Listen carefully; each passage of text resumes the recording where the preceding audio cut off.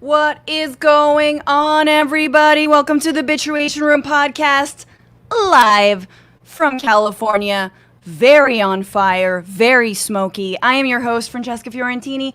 Thanks for being here. Thank you for not scrolling away. Thank you for skipping through that ad, because, I gotta get the 0.20 cents on this podcast. Thank you, future people, for listening, for downloading as a podcast. So good to have you here.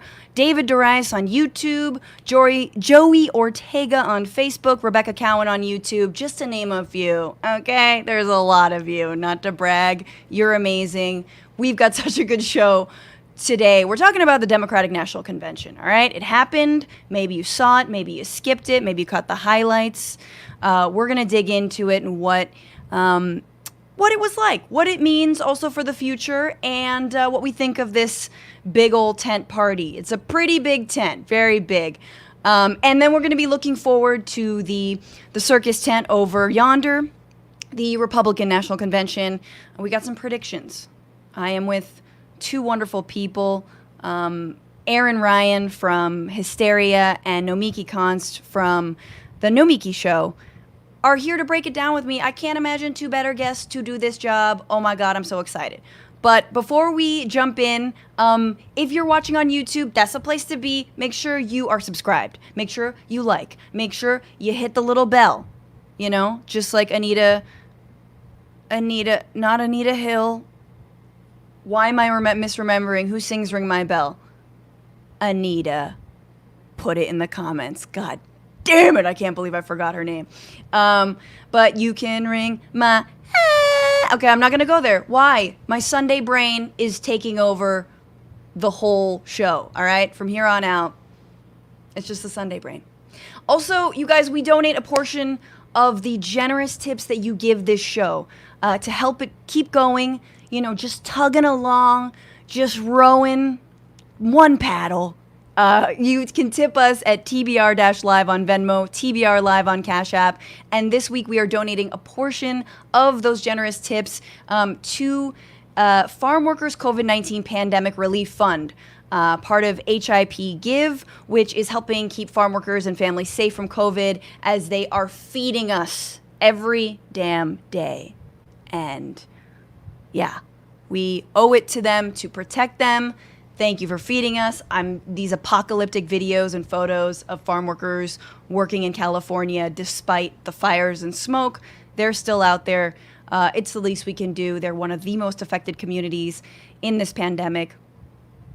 In this time that we are all indoors, that we are sheltering, that the rest of the world is getting back to outdoor concerts and, or not even, like indoor concerts. Hell, they're doing indoor concerts.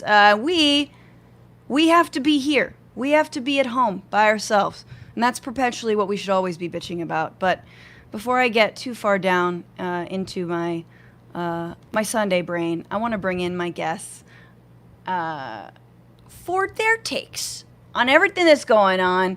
She is the host of the Nomiki Show, founder and board director of Matriarch, the first organization focused on supporting working class women running for Congress.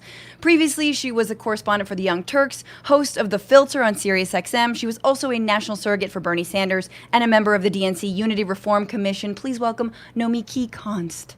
You said it right. I just want to package that and put it out there for the world to learn. I wanted to stick the landing. So I just Nomiki. You need an accent on the I, that's all. But you can speak another language. I noticed that when someone is multilingual, they're more conscious of accents and words that multisyllabic words, more than two syllables, essentially. Because that's where things get mixed up. It's very simple. It's no, me, ki. Yeah. But somewhere in the mix.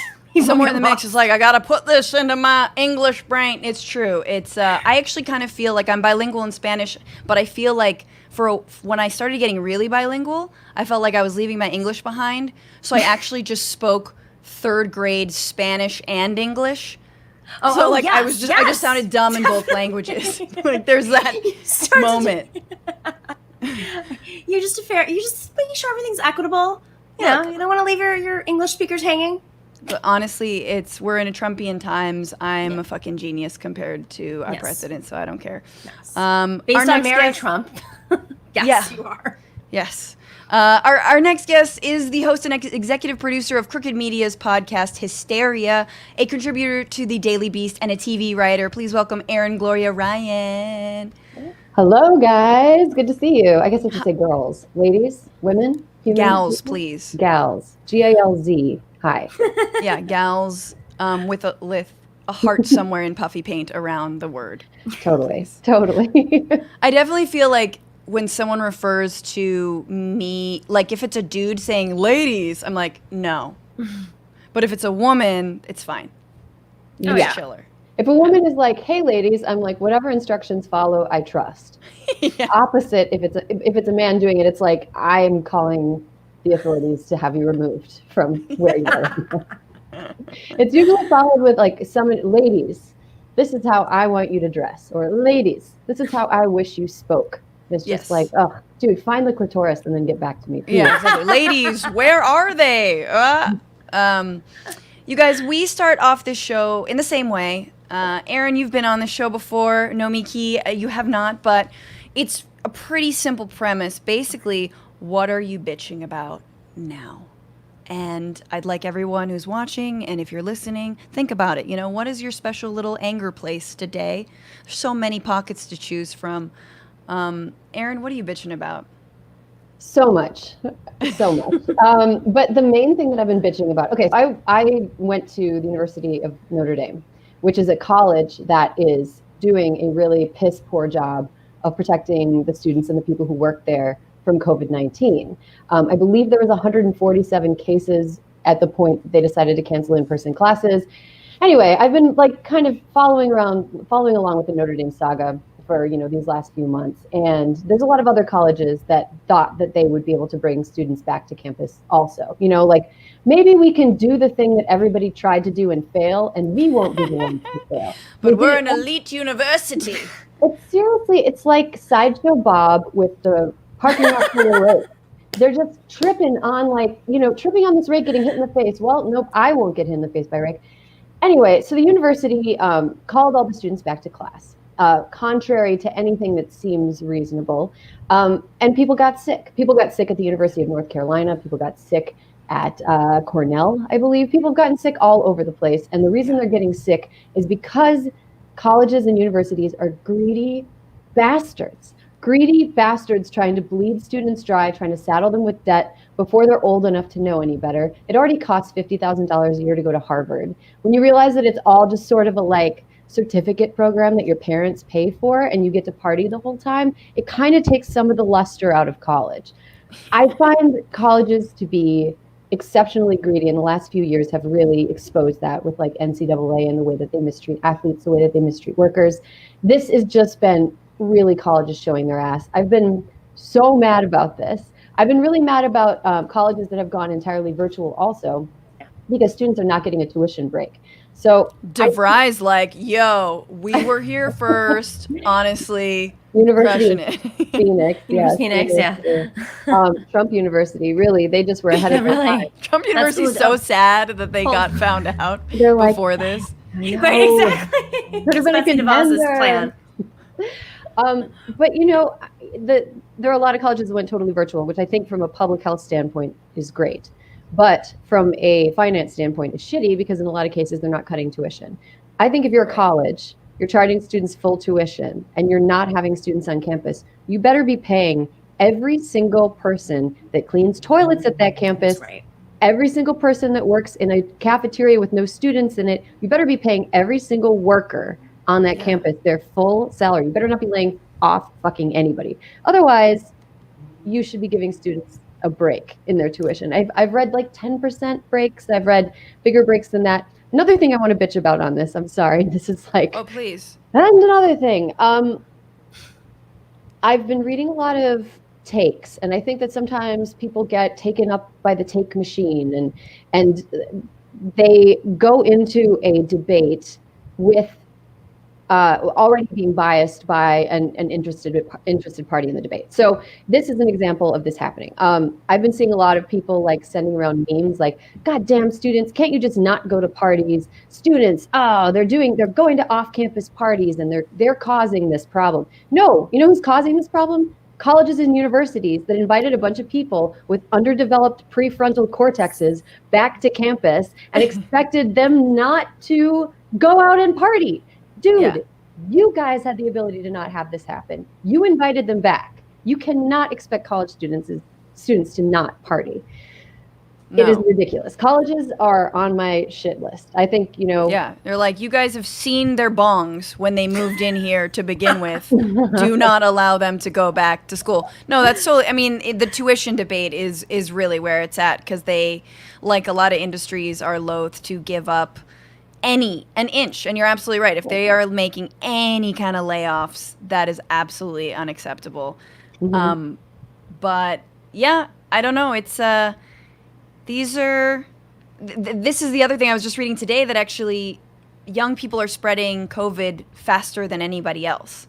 So there you go. Even more compounded by, colleges wanting to reopen.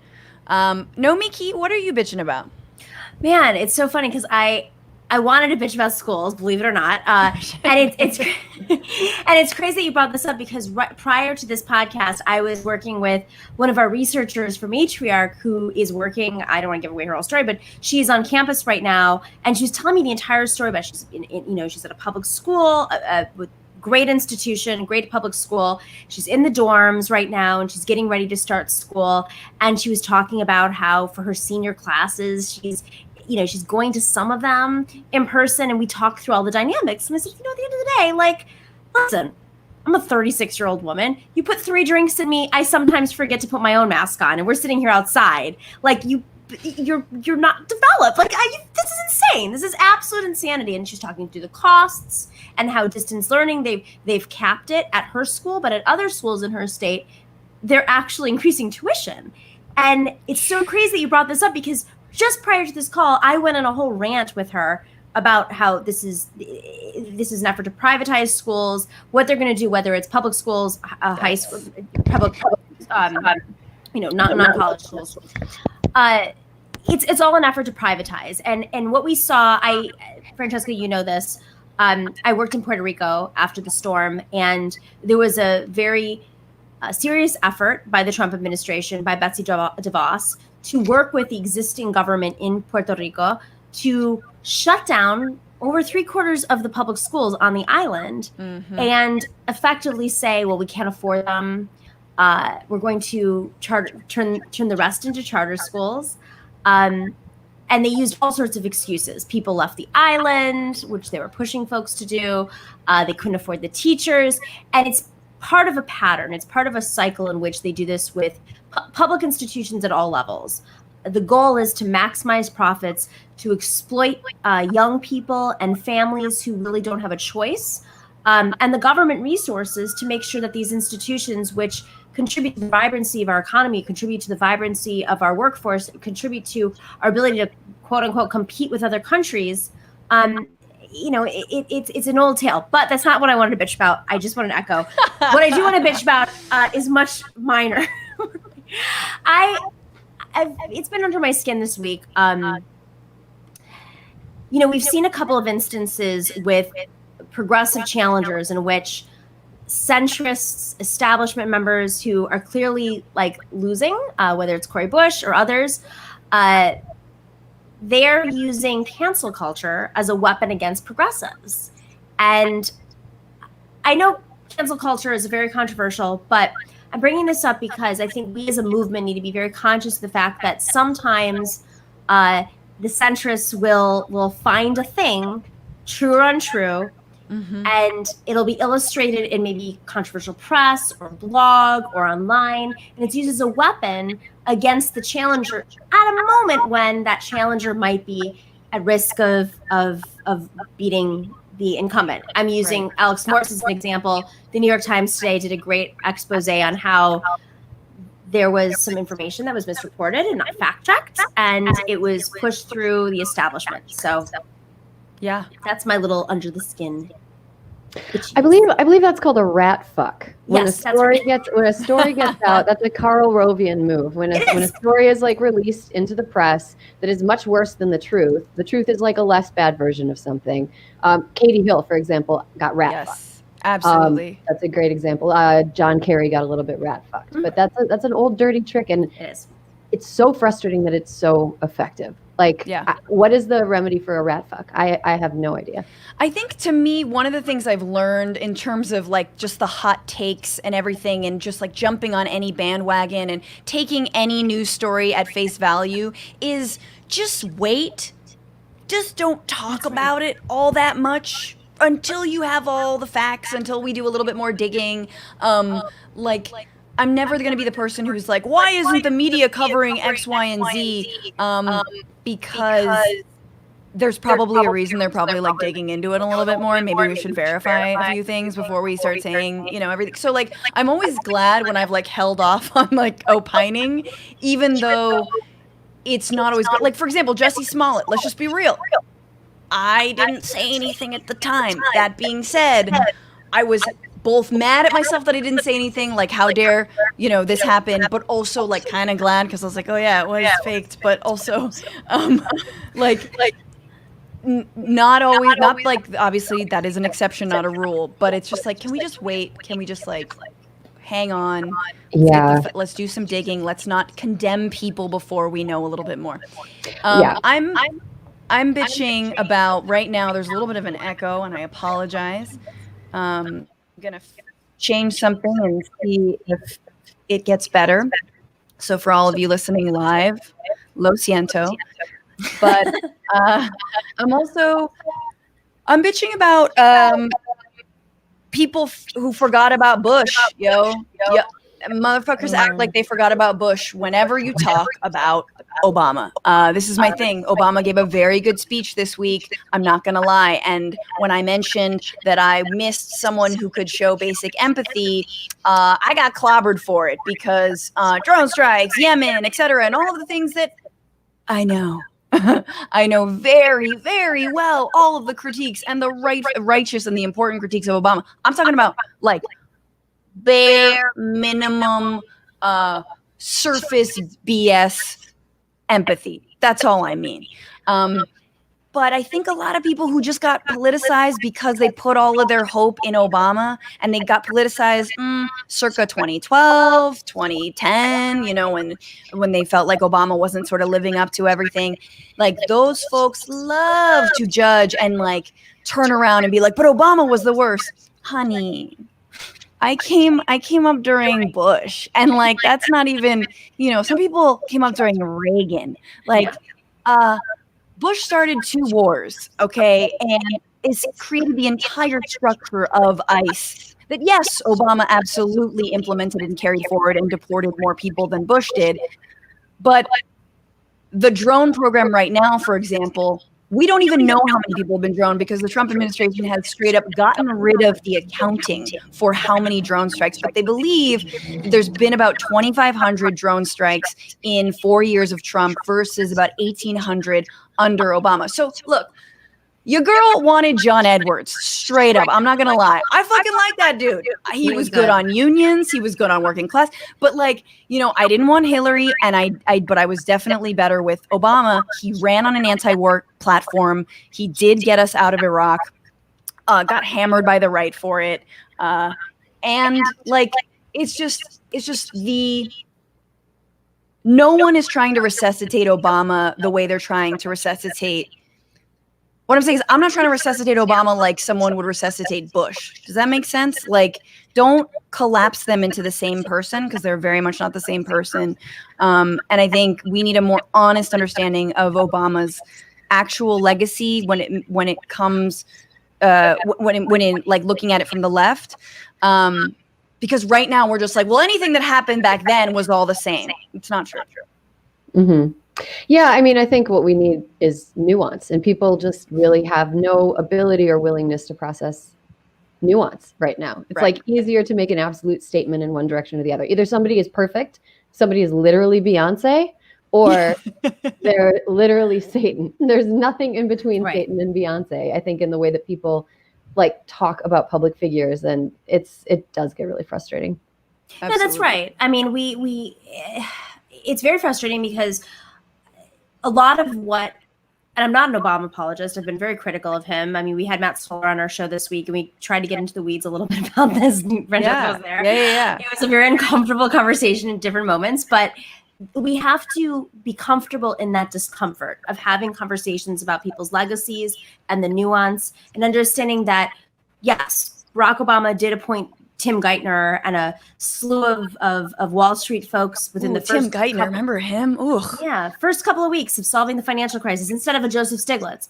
But on this, and he was a pro-charter school president. But on the same end, George W. Bush wanted to like dismantle the public education system, eliminated the EPA research department, and and Ellen has the nerve to go and like go to baseball games with him and pretend like he was so much better because he was decent. I mean, was he decent? No. Yeah. Like, I want a seat in the Senate. Was he decent? No, this is where we developed hyperpartisanship. Literally the 2000 election, as we all know very, very well, was where the most, well, maybe it was under Clinton, I shouldn't say that, but it was really exacerbated in the 2000s and beyond the aughts. And Barack Obama did inherit that. He inherited Fox News, constantly belittling him, constantly calling him a foreigner, not a native, constantly questioning his presidency. And of course, that was coded in racism, which facilitated the Tea Party. So yeah, I'm not justifying what Barack Obama did in some aspects. Every president has criticisms. I'm going to guess even Bernie Sanders probably wouldn't go in there as a perfect president. And we know the man. It's just what happens when you inherit institutions. There are people who go in that have institutional knowledge, and the left really hasn't run any institutions in the last, since ever, right? Really. Absolutely. In my opinion. And I love the analysis. I forgot who said, but it's sort of just like the reason the left has to fight for institutions is because we actually need them. Like, we believe in them. If we actually want equity, if we want racial justice, like, we're going to have to fight for these institutions that have bad track records, and that we don't believe in, and that maybe we want to dismantle, like ICE ultimately. Right. But we have to actually, those are spheres to vie for and to fight for. Lots of people are bitching about my echo, the echo on the podcast and the stream. I'm sorry about that. Sorry, nothing I can do. It's just going. We're just doing it. People are bitching about anti-maskers. What else? Someone from Canada, Adam Johnson, bitching about kids going back to school in Canada. Ooh. And worried about how they're going to be. So probably even places polite. What? They're probably polite if it's in Canada. Oh, so polite. It's basically like, Joe Biden's dream. Like, I'm surprised Canada didn't come and speak at the convention, frankly. He's a decent man. He doesn't insult anyone. Let's see. So people are bitching about the heat and how they have to be indoors because of the smoke in California, and someone doesn't have air conditioning. Dude, I hear you. AC is not a thing really in the Bay Area, and it is just completely blanketed with smoke. So hang in there. We're going to move to our next segment because there's so much going on in the world. I wanted to cherry pick just 4 news stories that I think if you missed them, I will rehash them for you right now. This is the week where.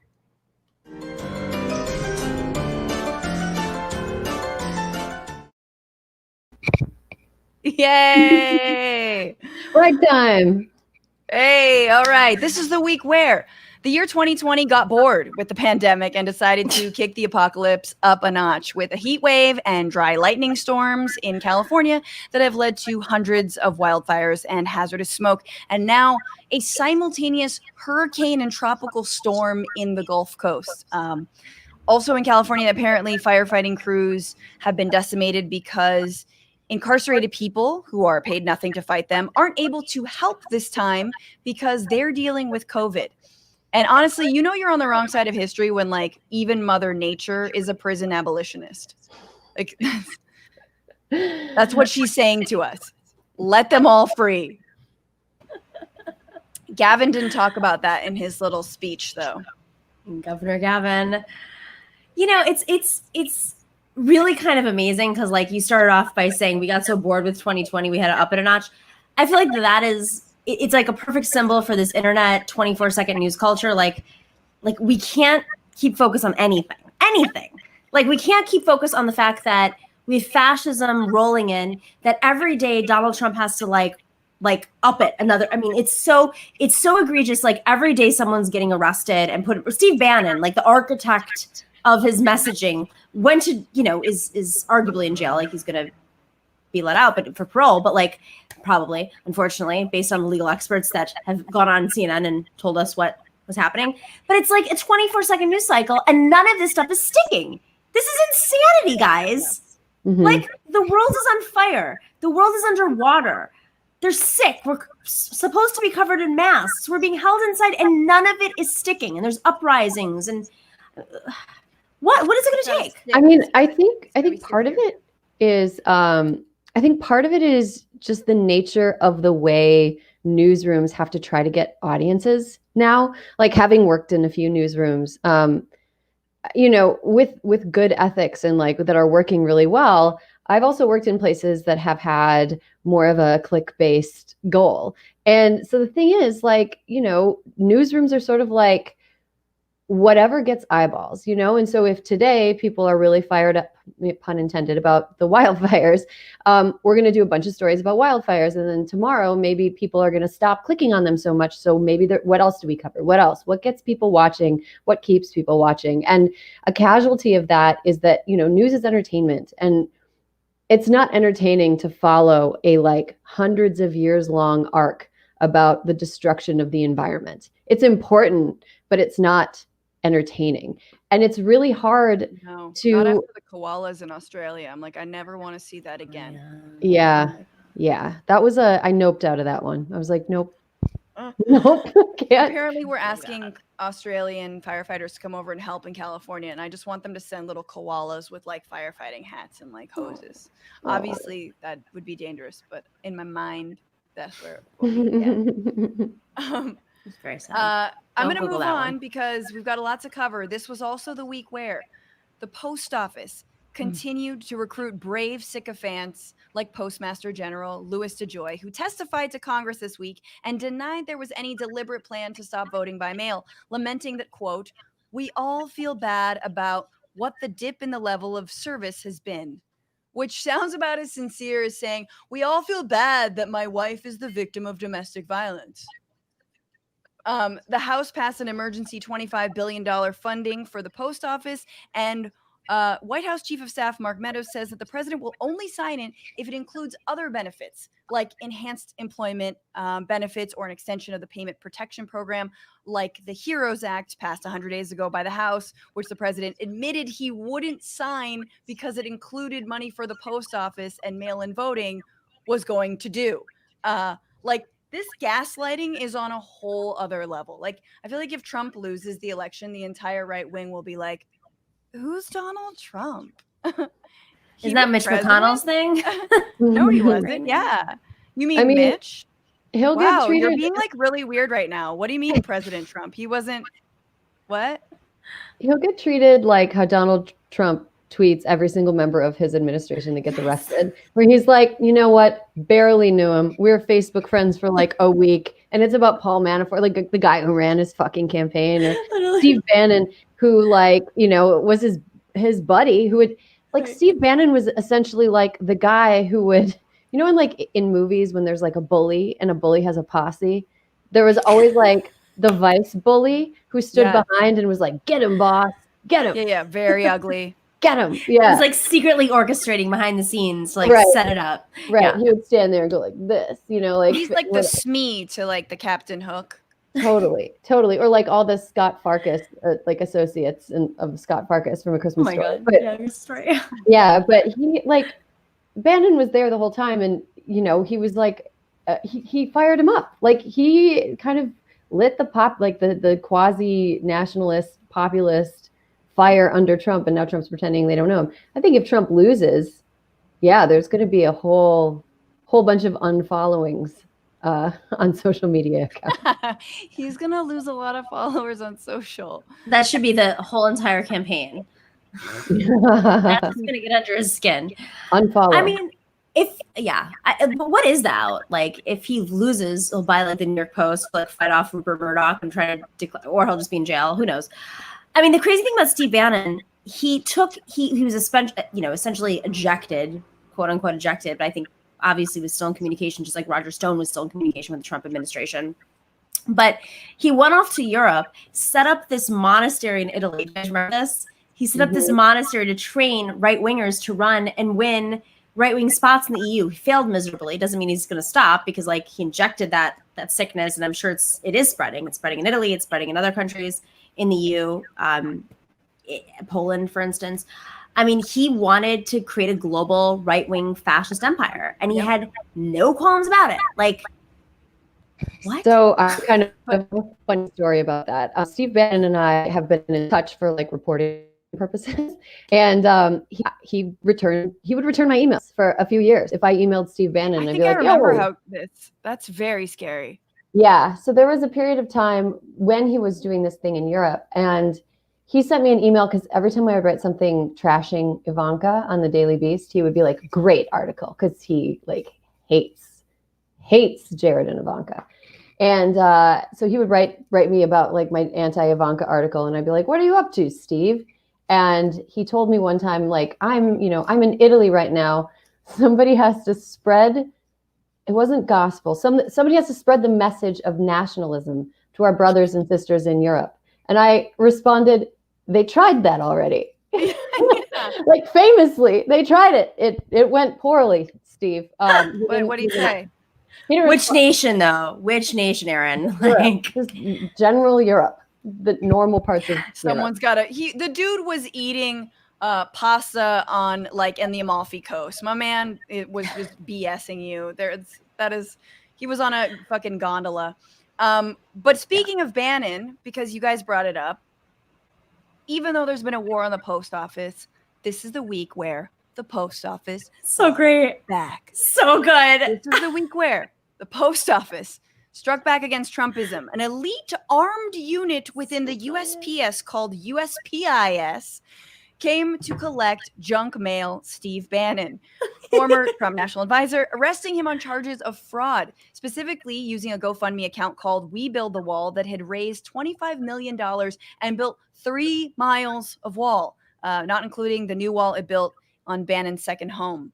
Very nice marble. Steve Bannon was apprehended on a 150-foot yacht at the time, and his look very much answered the question, what if the lung from anti-tobacco commercials was stirred from retirement on the Cape? Like, with and like honestly, with the look that he had, I'm surprised he wasn't raising money on GoFundMe for what everyone else does on GoFundMe, chemotherapy. Because his soul needs it. Bannon was arrested along with 3 other grifters. And just for a sense of who these people are, one of them started an energy drink called Winning Energy with a logo that has Donald Trump on it, very strong. And it says on the can, 12 ounces of liberal tears. Yeah. It also comes in salt water. That's not potable, idiots. Yeah. No. It's straight from the source. It also has, there's like other flavors apparently. One of them is migrant blood orange. Stop it. And presidential cum. The last one's like a working title though. I feel like that's your working title. Both of them are. This is the like Franny tries to make jokes. I believe the second part would be theirs if they had a choice. Migrant blood orange is good. That's a really clever one and believable. Yeah, I'm so torn about this story because on one hand, yes, I am in favor of Steve Bannon being arrested. But on the other hand, I'm in favor of racists trying to donate their own money to build a wall to keep immigrants out getting swindled. So like, in a way, Steve Bannon was doing a good deed by taking their money and not using it for anything. But the good deed shouldn't have been buying himself a boat. That's where he went wrong. If Bannon had been Robin Hooding that shit and been using it to donate to like help, like legal aid for migrants. Spread nationalism in Europe. No, if you were like secretly good the whole time, if you were like a kind of I mean, I hate using Harry Potter references because read another book, but everybody understands them. But like he was like a Snape, like pretending to be bad, and then at the very end he turns. Oh, he good. became good. Yeah, I remember that guy. I think. Yeah, so it's like, yes, I am glad he got arrested. I hope that he ends up having to serve time in jail. And I am in favor of like depopulating the prisons, except for members of the Trump administration. I think they should be the ones that live in prison. And if you quit on your own, you should have to live on prison island for like a penance period of time. But yeah, it's a complicated story with a lot of twists and turns, and all of them are hilarious. Yeah. But it should be a reality show in which none of them make any money, and only the migrants that they've put in cages that are trying to reunite with their families get all the proceeds from. And that would be the best reality show ever. That would be amazing. And Bannon, I mean, that's the crazy thing about Bannon that people forget. I know you guys know is like, he was actually part of Hollywood, like a very legitimate member of the Hollywood establishment. And it's mind-blowing me to like, I feel like he was the one who was always going to get away with it. Oh, very legitimate. Like all of his movies were like, he owns a little bit of Seinfeld? I thought, and then his movies are like Hillary Clinton, the untold story, like Hillary Clinton. It's like Dinesh D'Souza. Yeah. No, he did real stuff. He did like he was like a Breitbart. Breitbart like floated in the real circles, like Ariana Huffington. It was that little tribe of whatever they were at that time. No, but he made a lot of money. And when I was at SiriusXM, this is during his turn, I had a progressive show on SiriusXM Progress from 9 p.m. till midnight. Mm-hmm. And literally across the hall, was Steve Bannon's conservative show from 9 p.m. till 12 p.m. midnight. So we were like the two shows on. We both have had way horrible hour contact with Steve Bannon. Yeah, we did actually. Yeah. We had the same manager too. It was not a fun experience. Mm-hmm. But that was during 2016, and he was secretly advising the Trump administration, and I was not so secretly advising the Bernie administration. It was crazy town. It was That's crazy. Did you guys ever talk? Yeah, he was just a crusty old man. He wanted me on his show. I don't think I ever went. No, I never went on his show. He's just like a.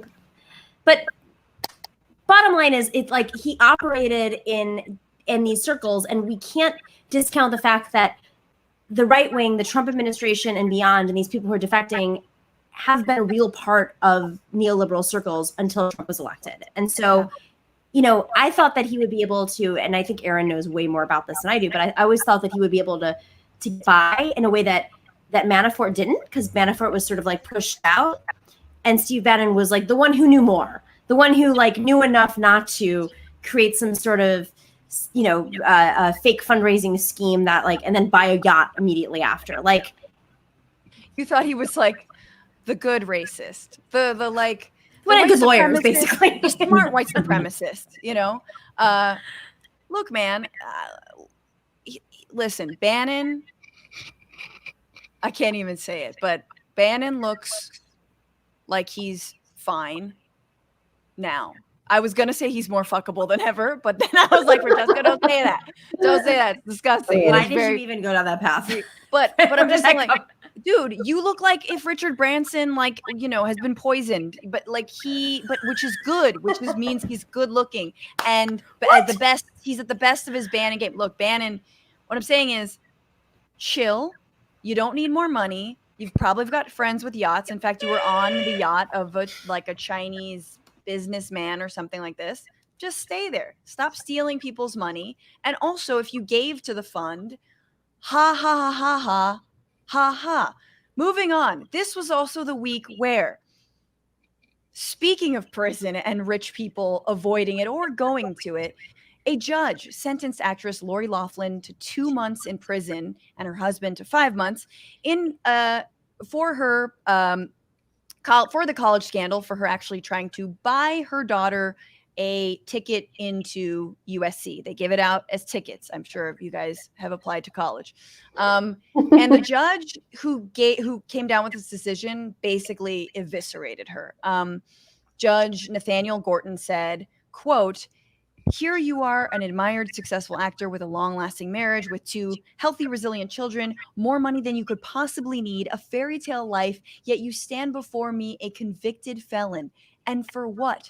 For the inexplicable desire to grasp even more." Wow. He went on. Whatever happened to predictability?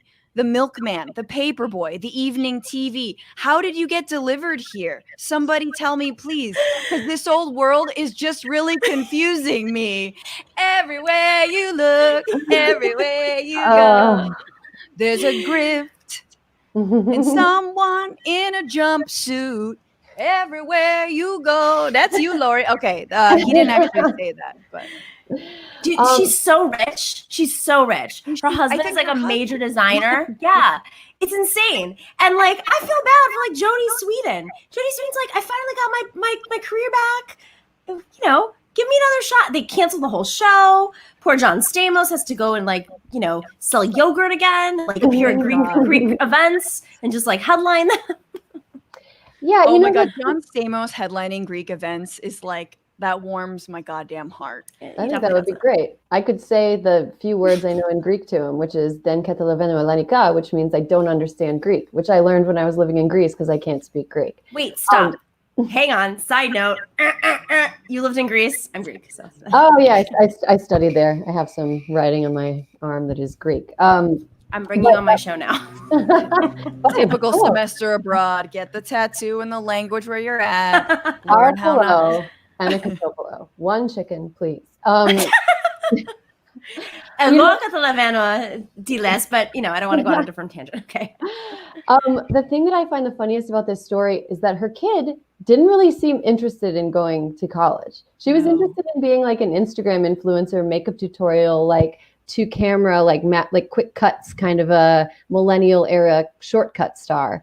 And her being at USC wasn't even really about the kid. I feel like in a lot of these stories, it wasn't about the kid. It's about the parents validating their parenting by getting their children into a place that indicates that they didn't fuck up. And they did. They're trying to like buy their way out of the fact. It's like, you raised a shithead. Sorry, your kid's a shithead. Yeah, exactly. And they're like, but maybe with enough money, they'll get a better, like, well, that's what that's why college should be free. It's like you go there to get a personality, you know, and like get some depth and get some character, despite those first years being a little difficult and you wanting to party amidst a pandemic. I mean, I do think that it is ironic that we're sending people to prison now for buying their kids' way into colleges, which are increasingly resembling prisons. It does feel like a, you know, irony. I think that you should just send the whole family to prison. You know, there's college credits in there. Let's swap them out, do a prisoner exchange. We'll get some incarcerated people who've got like firefighting skills, get them out. They'll join the firefighting squad. They'll be in a union. They've got all these skills. Put the Laughlin family in there, or the whatever the hell their family's called, and it's a perfect trade. Yeah. We got one more story, and we have to zoom through this because apparently we're talking about the DNC. At some point. That's over.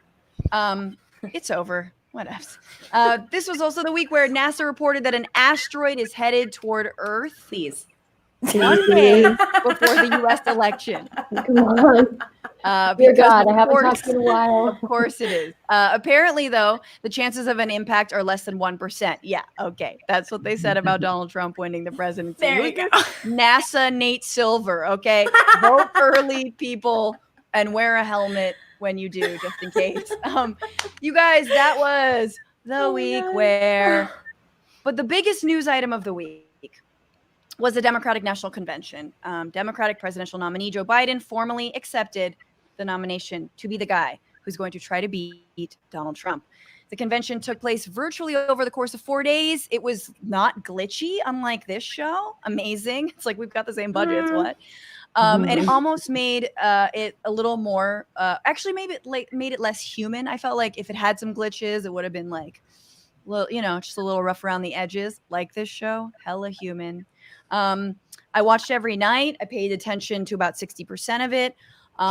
It was really diverse. I liked that a lot, even though there were noticeably absent Muslim and Latino voices. AOC gave a great speech, spoke about 21st century social programs and guarantees. Bernie spoke, and I think it was a really powerful speech. And I think this line was incredibly powerful, which he said, if Donald Trump is reelected, the progress progressive movements have made will be in jeopardy. It wasn't the exact line, but essentially, like, we've made so much progress. Imagine how much can be undone with 4 more years of Trump. The whole thing was pretty sanitized, very much an establishment infomercial. And by the end, you're like, okay, I get it.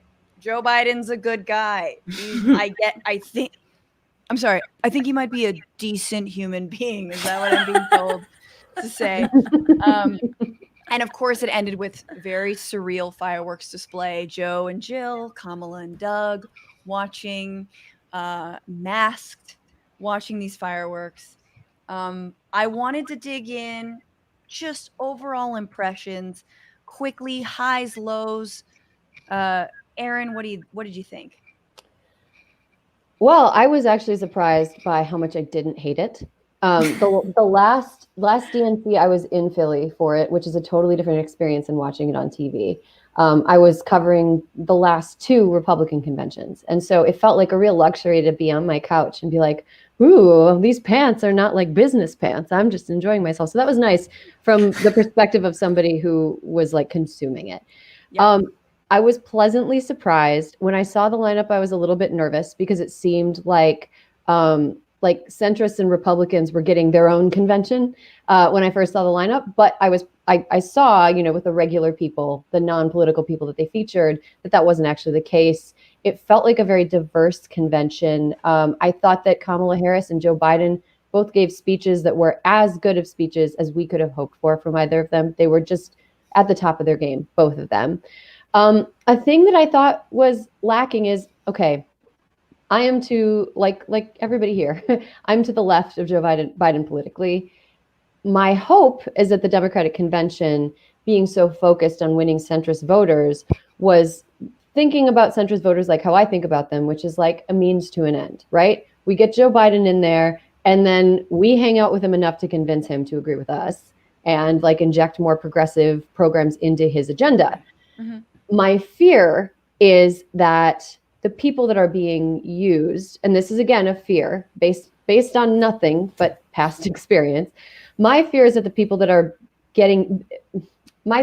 omission of progressives indicates that their vote will be taken for granted in a Biden administration, because it's like, well, what else are you guys going to have? Instead of taken as like a complete center of what needs to drive the administration.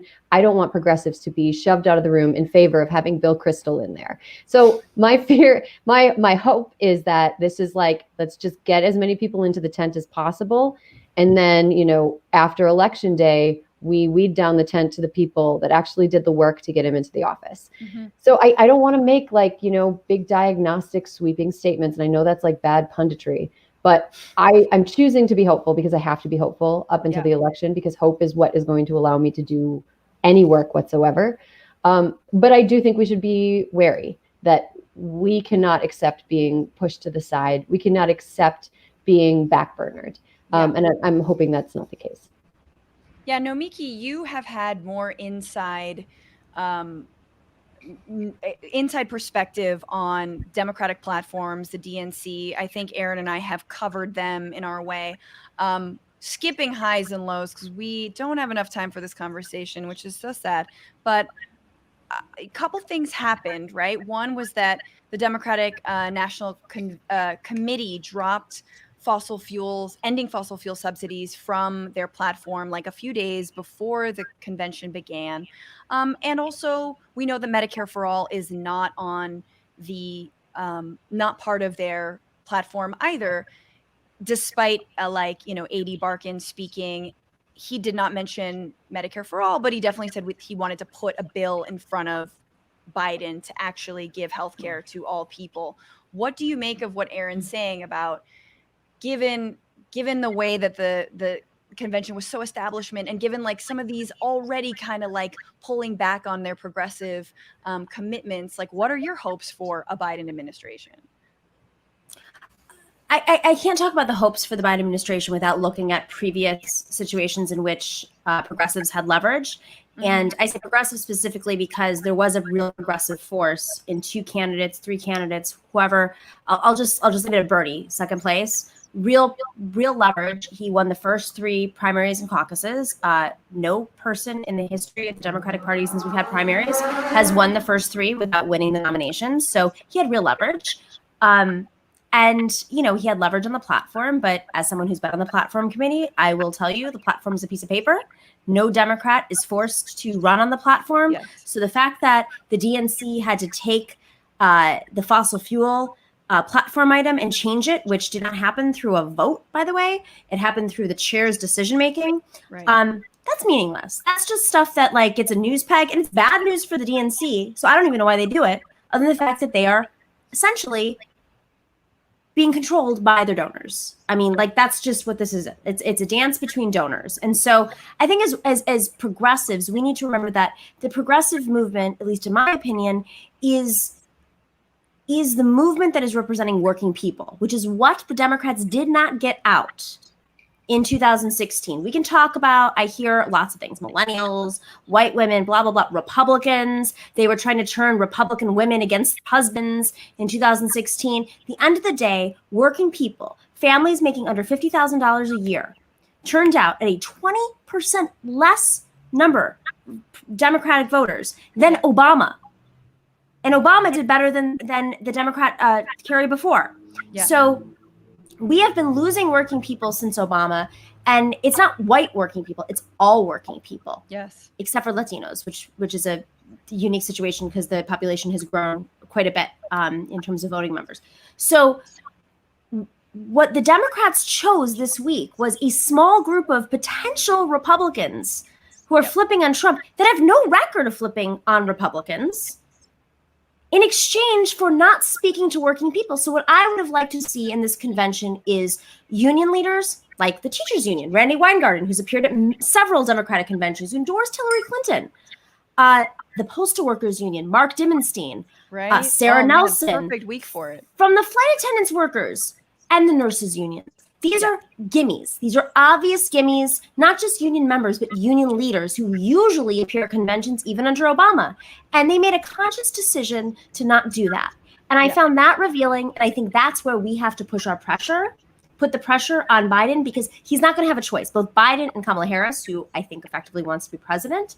So 12 years from now, 8 years from now, whatever it is, she knows, based on the demographics of this country being overwhelmingly progressive and geared towards working people policies, in the next, 2 generations, they have to respond. They have no choice at this point to respond to the needs of working people. And this was like the establishment's last stand, in my opinion. Yeah. And I think that is, for me, making sure that working class issues are continually pushed in front of Biden and Kamala is how we stop fascism, because I am so scared that I think we're going to get into the RNC in a little bit, but I am scared that the RNC will have more quote unquote like ordinary working people as much as they would be props, complete props. Like I'm afraid that they're going to, I don't think they will. It's just a series of, Trump family members.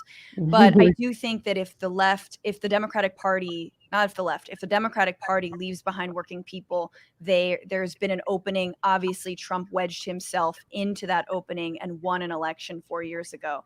And so I totally think you're right. I mean, look, Colin Powell, John Kasich, Michael Bloomberg, all speaking dead air, bullshit. Like, why are we having these people talking? Colin Powell and Michael Bloomberg should be like in the dustbin of history completely.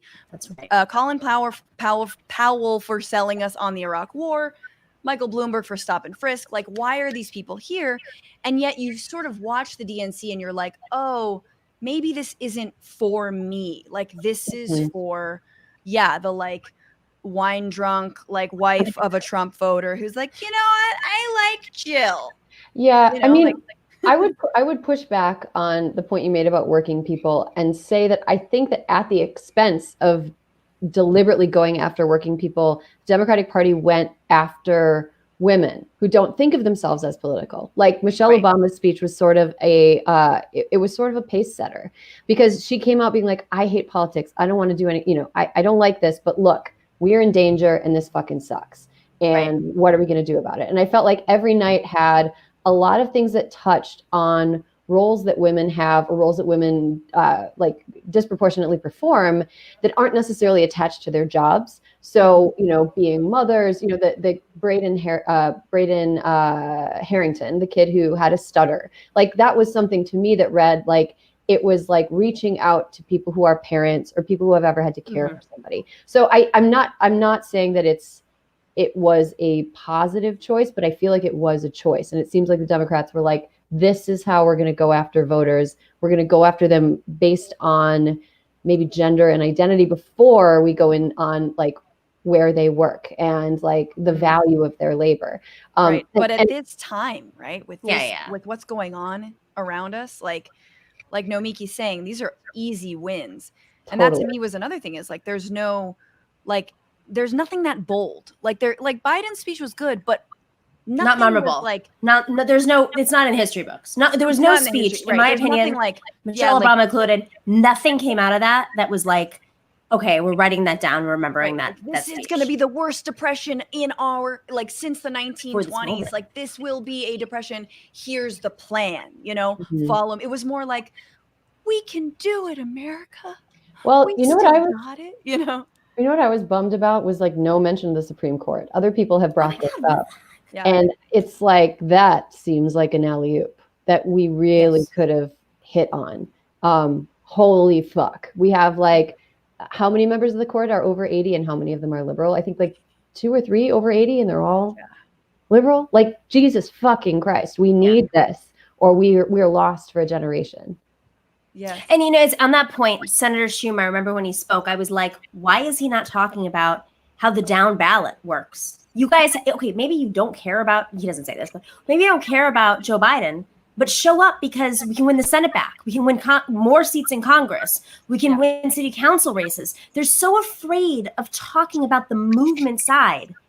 And that's what's concerning to me, is it's like, are they asleep at the wheel? And also, as Francesca said, like next week, all Donald Trump has to get up and say, and people believe it, is, oh, cool, they took our rich Republicans. We care about you working people. Yeah, totally. All right. Yeah.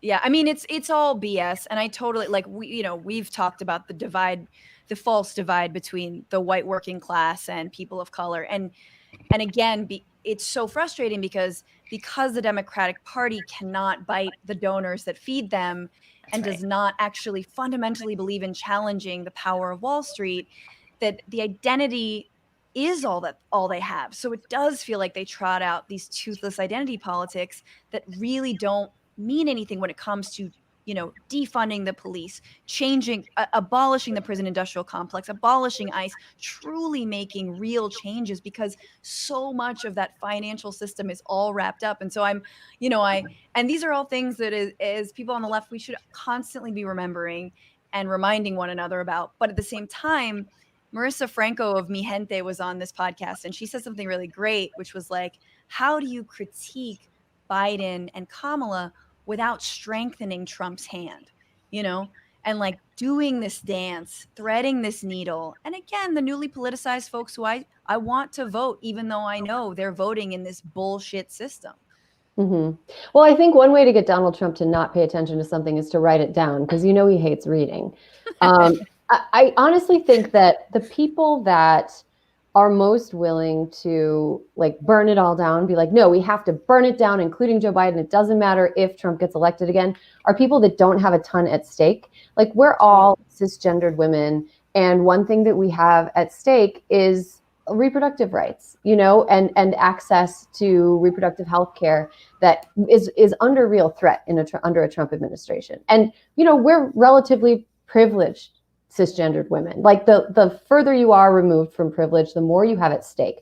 And I think as long as we critique from a place of, instead of coming at it like this guy is all bad and this is why, just this guy is good and here's how he could be better. Or I think that this guy's done some good things and here's how to improve on the things that he's done that are good. Or here's something that has been totally overlooked and that I know that he will listen, because he's demonstrated that he does listen to people. Whether or not he changes, he will listen to you and be respectful of you.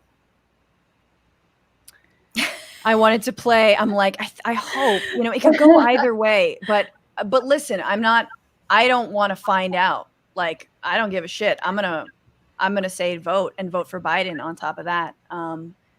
And yeah, once again, just holding your nose and doing it because the system is the way it is the way it's set up. I felt like Cornel West on Democracy Now! Put it pretty well, and I just wanted to play this clip for you on this, as he said, killing your illusions but keeping hope. What has happened, though, Sister Amy, is that we get in this sad spectacle that remains on the surface, and yet the massive suffering and misery that's taking place is intensifying, and we're getting the unraveling of public life with the post office and a whole host of other public institutions, education, and we're getting the inability to envision a substantive alternative to the present, so we end up tied to this nightmarish reality. So yes, a vote for Biden as an anti-fascist vote.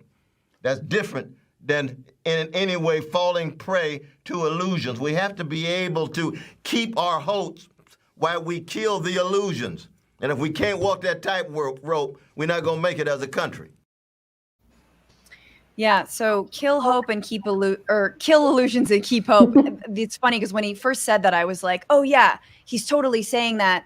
Like, no matter where you're coming at this election from, I think he's speaking to you, right? So it's like, if you are just trying to smile your way through this, and Biden and Kamala are great, yeah. Kill the illusion they're going to be incredible, but keep your hope that they can be better. And same thing with, folks on the left who are like, this whole thing is toxic.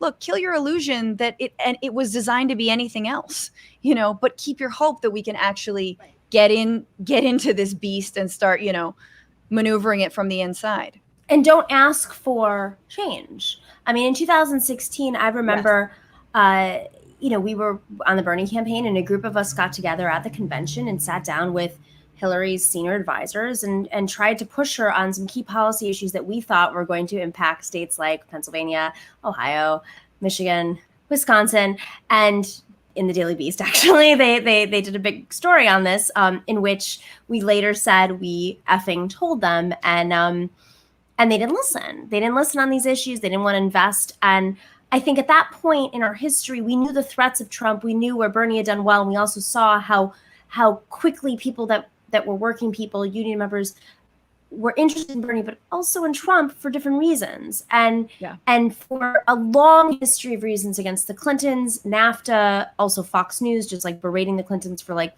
30 years, and sexism, they didn't, we know history now, right? But we asked the Clinton campaign to put these issues forward, and we felt we were rejected. We felt we were rejected when Ben Jealous didn't get to go out on the campaign trail and campaign for Clinton.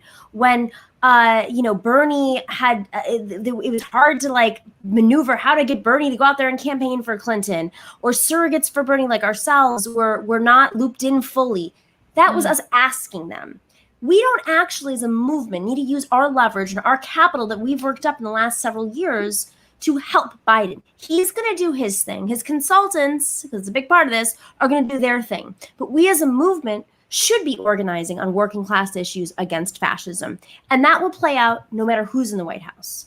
Trump, or Joe Biden. But at the same time, Nomiki, I hear where you're coming from, but also I'm so scared because I know after 2016, so my brother and my mom, both campaigned for Obama. They knocked doors. And I asked them, I said, I was here, but I wasn't going to, make calls for Hillary. But I was like, why didn't you guys make calls for Hillary? Like, why did you do it for Obama? Why didn't you do it for Hillary? Two different answers, very, very relatable. My mom, well, because I thought she had it in the bag. I thought she had her machinery, which is what you're saying about Biden. He's going to get his people and ice everybody else out. And, she's got it. My brother said, well, because I didn't like what she did to the Bernie campaign. So I was turned off by that. So neither inspiring progressives nor inspiring the moderates to be like, get off your ass and get to work. So I'm sort of like, I think we're in a different moment. I know we're in a different moment, but that complacency around how do you try to embrace this party that wants you away from them so bad? How do you be like, you need our help? And they just want to push you away and say they got it. And this sort of like, I know a lot of leftists who are like, man, I just want to say I told you so again, But like Erin's saying, damn, dude, the privilege that comes with, Are you an immigrant who's about to be deported? Are you someone who's in the prison, in the prison system right now? Like the privilege that comes with just like, well, see, the centrists got it wrong. It's like, we can't afford that shit. We can organize against fascism. When I say against fascism, it means, guys, you have to vote. And I don't think anybody's going to show up and vote for Donald Trump. You have to vote because we need to win the Senate back. We need to win our city council seats. We need to win some of these swing districts in Congress, despite the fact that, yes, we do control Congress, but we really need to control Congress. I mean, that I can't believe that message was lost in the convention. That's that's a neoliberal message they've been saying for years. I mean, every YouTube account has this Chuck Schumer ad on it right now talking about how they need to win the Senate, and they couldn't bring that to the Democratic convention. It's absolutely ridiculous. So when we say organize against fascism, against Trump, this is a movement that includes electoralism that's representative of the fact that, yes, children are being held up in cages right now and being separated from their parents as infants. But what's going to stop that? Number one, having a president that is not delusional. And number two, having a Senate that can actually push back. I mean, I would piggyback on that. You mentioned local and state elections, and the immense importance of winning state houses and winning local elections is something that I wish they would have brought up more during the DNC, because states are basically the laboratories where they push laws forward and back. With the courts stacked with conservative justices, if you have a state like, I don't know, when Arizona had a supermajority of Republicans and they could just pass fucking crazy bill after crazy bill and just throw all the crap at the wall and see what stuck. If we eliminate the number of local and state, municipalities or states that are able to pass batshit insane right-wing laws, then we prevent the law and court precedent from moving to the right, even with a judicial branch that has been stacked by Mitch McConnell and Donald Trump. So that's a really important point. And I think Democrats should talk about that more. It's funny because Nomi, you're so as critical as you are of the DNC, I just wish they would listen to you. I want you back in there calling shots, because you of all the people that I know are you've seen it from the inside and you talk shit, but from a place of knowledge. And I appreciate that. And yet you still haven't totally given up. And which I also appreciate. It takes a lot not to. It's hard, but look, obviously the platform's ruthless, but we're really close in terms of votes. And so you just got to run for local DNC positions and push the Biden administration to have a DNC chair election that's actually and reporters to cover it, frankly. I mean, no and one knew what's going on. to bring make it sexy circle. somehow. To bring it full circle, we were talking about short institutional memory for people who vote on the left. And I've thought for a long time that it might be that people come in being like, I'm a progressive, and then they see how stacked it is against them and how hard it is. That's right. And they give up. And then the next generation comes in and there's no institutional memory. Bernie Sanders has the patience of a saint in order to stick with the system for as long as he's stuck with it. But the patience of Bernie. Honest to God, the patience of Bernie is crazy.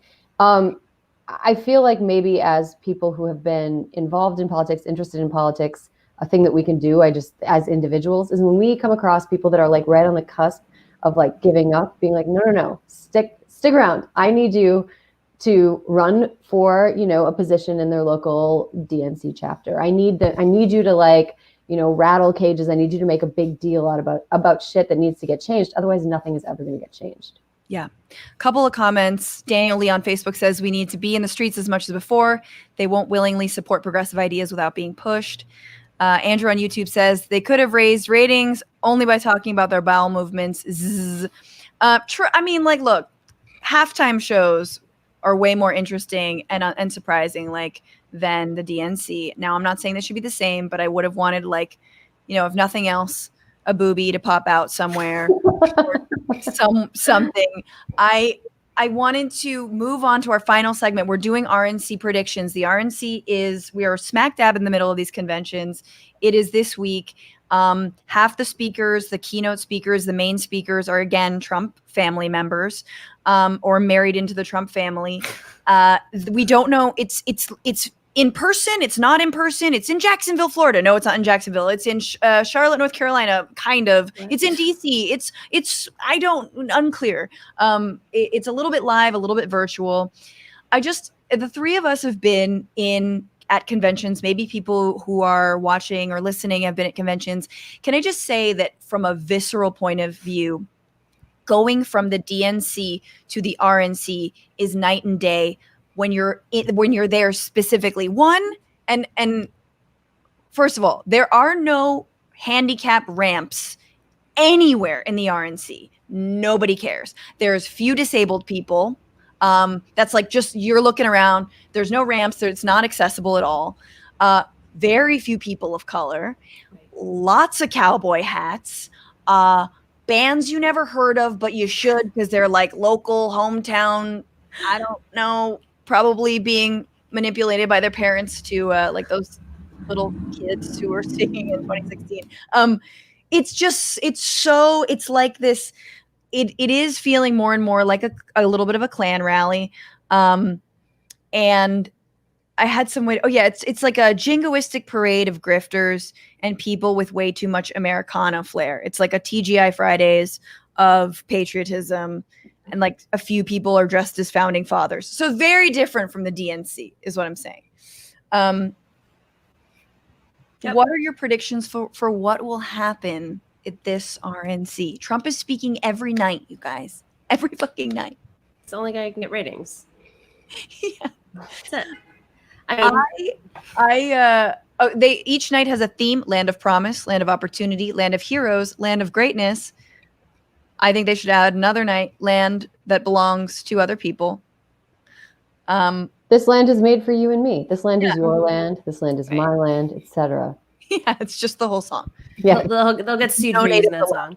And by you and me, we mean white supremacists. I mean, one thing I will say, I'm going to be Debbie Downer. In 2016, you guys covered both conventions. I was on the floor of the RNC I think every day, but on the night especially where the general spoke. I forgot his name. I'm completely forgetting now. And I remember being like, this is absolutely bonkers. Michael Flynn, thank you. Freakish, like it was fear-based. And then at the DNC, you had General, I forgot the guy's name, you'll remember. And he spoke, and there were women around me who, specifically in the New York section, who were Hillary delegates who were mad because they were basically promoting war. And one in particular, one woman said, my son died in Iraq. And she was disgusted, and she sat down. She said, this is not the Democratic Party I know. And I know we're talking about the differences between the party, but I remember those moments so well because I just left the RNC and gone to the DNC and thought you could have ejected me into one or the other during those two speeches in particular, which I think is essentially kind of like the overlap between the two parties in some ways. With that being said, there's nothing.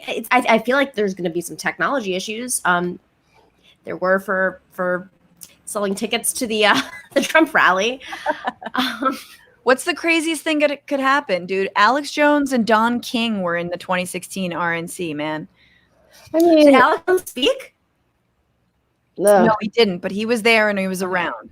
So was Don King. He could I speak. feel like you can probably smell Alex Jones, and that's a weird thing to say, but I feel it deeply that he smells like aspirated supplements that people shouldn't be consuming. Okay, so first of all, it's clear from all of like Trump's branding, I always like confuse her and the First Lady, Melania's interior design aesthetic and exterior design aesthetic, and like literally every sign, every t-shirt, every graphic on Fox News, that no Republican has any friends that know how to do graphic design or are artistic in any way, shape, or form. Based on their makeup and styling, their stylists hate them. I feel like it will be a very aesthetically unpleasant thing to watch based on this. I don't think that they're, look, say what you will about, old, fascist regimes. At least they had good graphic design. Old Soviet shit, incredible. Yeah. They didn't even have Canva. I know. I have a poster of a Soviet poster of an astronaut, and it's awesome. And he's saying, "No God." But the thing about the RNC is it's gonna not be as well planned as the DNC, because they finally stopped fucking the chicken of doing a live event only very recently. The DNC gave up and was like, we're going to do this virtually, so they've had a lot longer to plan. I don't expect any fireworks because they don't really have any good speakers. I'm not sure what to expect from Donald Trump. I hope that he doesn't do something totally impulsive, like, fire someone important and hire somebody else live on stage during a speech. But I wouldn't put it. Has done that. Yeah, I wouldn't put it below him. I think it's going to be very unpleasant, and I think that I'm not a type. I don't normally advise people not to watch something, but this is like literally propaganda, and if it's going to upset you and you already know who you're going to vote for, what you can do is just leave it to the pros to watch it and then read all the recaps from the left and the right afterwards to get a sense of what actually happened. You don't have to watch. I think you should. I think we got to know. We got to know the enemy. Look at what look like. This is the other side. For as much as we want to talk about the Democrats, stare into the heart of QAnon conspiracy darkness. Just like I think that everyone should like watch the Helsinki press conference and like the press conference where Trump said there were good people on both sides. Like every once in a while we should just like watch that and just remember like how bad who this is. person is. But you're right. But eventually, I don't think that's not a panacea. That's not a panacea. Everybody should just do what's best for them. But it is acceptable if you feel like you're just gonna lose your mind to skip it.